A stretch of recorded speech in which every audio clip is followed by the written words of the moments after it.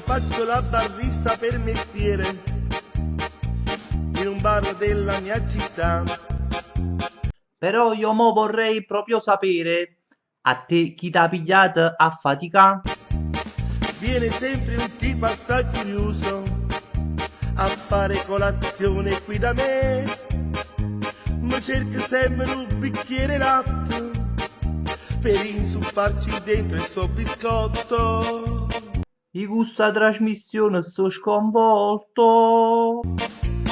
O mettere in tutto e poi lo caccio musso. No! Il biscotto è grana che prende piano piano.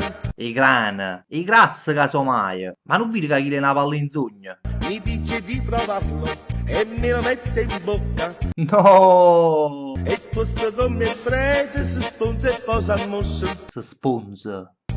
È troppo bello questo biscotto, quando mi mangio io non lo lascio più. Ma tu l'hai visto? È un panzarotto, che la panza annanzi ormai non vede più. Domani io ti aspetto, avevi sto biscotto, perché mi piace assai e troppe qualità. Te ne vai o no? Te ne vai sì o no? Un giorno per scherzare gli chiedetti Stai ancora qua? come poter avere quel biscotto, Allumino va chi, eh?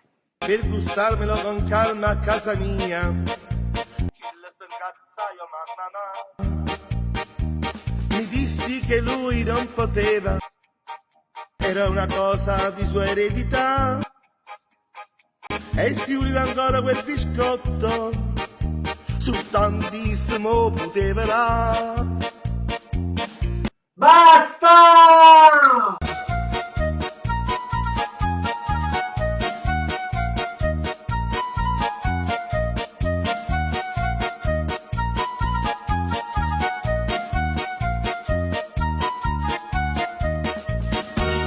Ah, è bello sto biscotto.